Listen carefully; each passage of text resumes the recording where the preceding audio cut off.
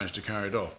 In the background, you hear some very strange sounds. What we thought we were doing in the early Roxy sound and what people heard were not necessarily the same thing. Ladies and gentlemen, Roxy music! We thought we were being, in some ways, not particularly unconventional. You know, we thought we were playing rock and roll, soul, and I think the way it came out was a bit more peculiar. Broken parties making a strange goodbye. Brian's voice brought a distinctive new sound to glam rock. Brian had oodles of character in his voice. It was fantastic. You've got this wholly kind of over-the-top, almost operatic projection. I mean, you can almost say actually gloriously melodramatic at times.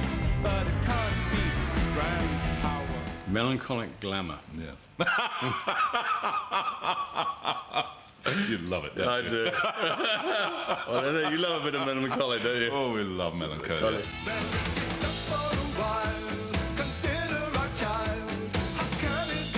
Brian constructed a movie star image for himself, and he had the leading ladies to go with it, many of whom appeared on his album covers.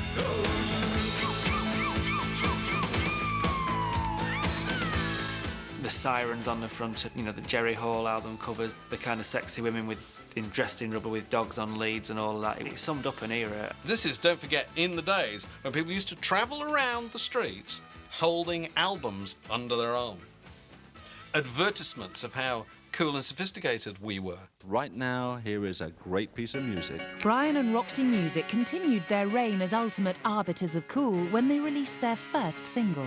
Virginia Plain didn't make the album for some convoluted reason, and much to our disgust. Make me a deal and make it straight. What's I see? I take it. Total commercial suicide, really. We loved singles. Thought it was a great sort of 3-minute art form. We decided to record a single after the album and not include it on the album. Try to make the big time. They always had a bit of folklore with it. They said, Virginia Plain. It's not just a girl, it's the name on a packet of cigarettes, you know, which is kind of really art school. It's the stuff guys pass around with each other, you know, it's inventing trivia. It's inventing your own folklore.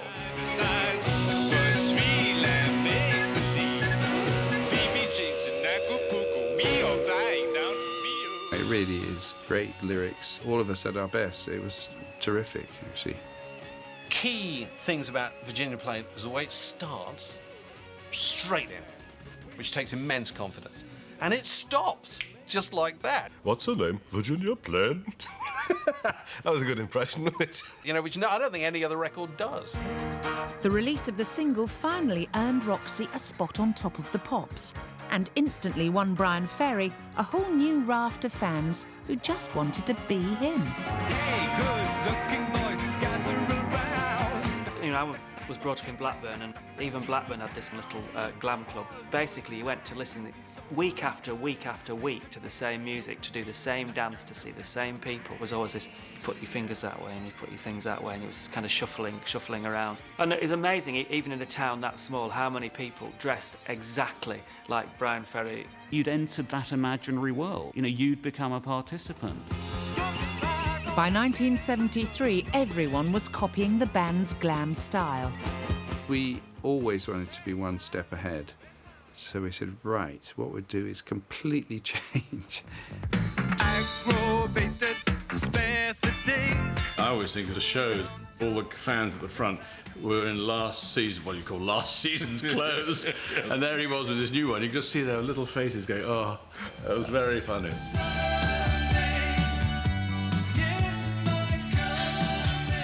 But Ferry's image changes went beyond Roxy.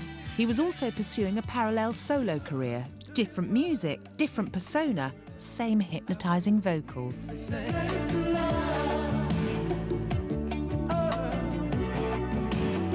And as the 70s went on, he spent less and less time with a now fading Roxy.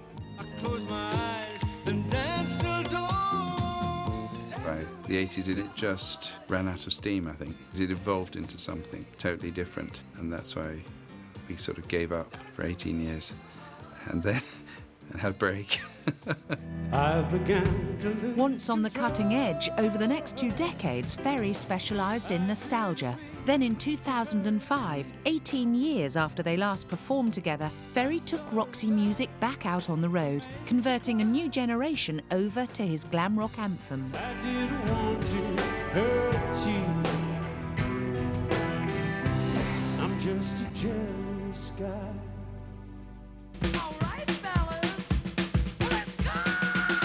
Brian Ferry might have been the king of cool, but other glam stars weren't so stylish. Yeah, I mean, Sweets looked like hod carriers. You know, they looked like men who had no business ever being shown the inside of a gold army vest. We just haven't got a clue what to do.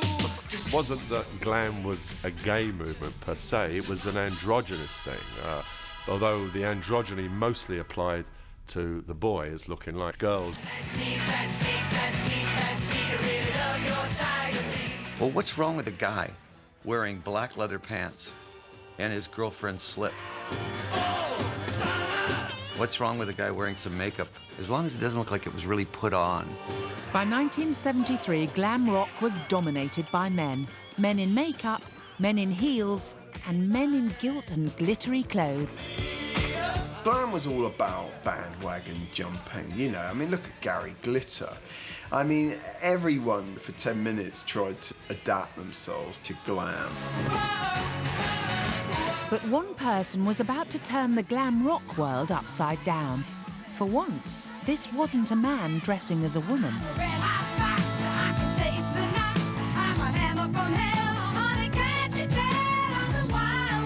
Suzi Quatro was the girl who gate crashed the boys' party. She was really the kind of reverse of the kind of glam tropey, which was guys, you know, looking like women.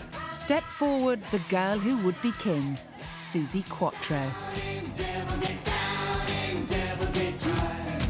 The young Susan Quatruccio had music in her genes. Born in Detroit, her father, Art, was a jazz band leader. By her late teens, Suzi was playing with her 3 sisters in rock and roll band The Pleasure Seekers. Everybody took an instrument and they said, "You are playing the bass." And here I am. So don't take me home, baby. Nah, nah, nah, nah, nah, 'cause your mama won't like me. Detroit was home to one of the biggest music scenes in the world, with Motown rubbing shoulders with rock and roll. And Suzi was soon supporting one particularly outrageous performer.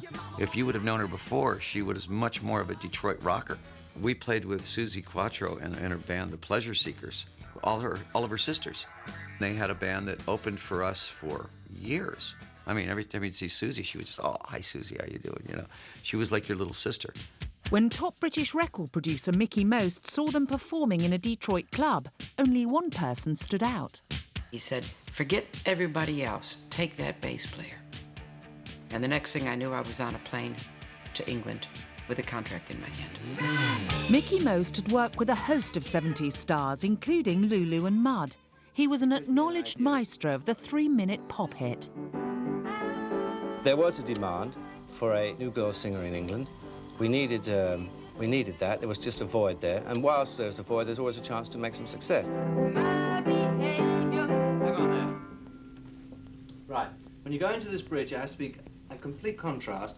Mickey quickly signed Suzi to Rack Records. A band was found, and Suzi was soon supporting one of the biggest glam acts around. Mickey knew us pretty well, and he asked us as a favour to take her out on tour because she was totally unknown here. We said, OK, we'd give her 20 minutes at the start of the show. Every time I see her, she goes mad at me. "You only gave me 20 minutes. I said, "Well, you hadn't got any material that lasts longer than 20 minutes. But 2 years had gone by, and Suzi still hadn't given the label a big hit. It was time for one last push. We were recording quite a lot with Mickey, but we just couldn't, it just didn't happen, you know. And he said, "Would you mind if I sent down these 2 writers? Just let them come see you, and maybe they can come up with this magical 3-minute single that we need. Mike Chapman was a Rack Records stablemate and one half of the hit songwriting team of the day. Mickey said to me, I know she's a star, but I just can't put my finger on what it is that she needs to break. He had the glam formula down to a T, and it didn't take him long to work his magic. We got a phone call that very night saying, well, come in the morning, I've got something now. Oh, bloody hell, that was quick. Hope it's good. Mickey's eyes lit up and he said, this is fantastic. Now we can create the image. Boom.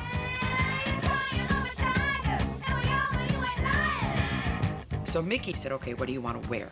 And I said, leather. And he said, no.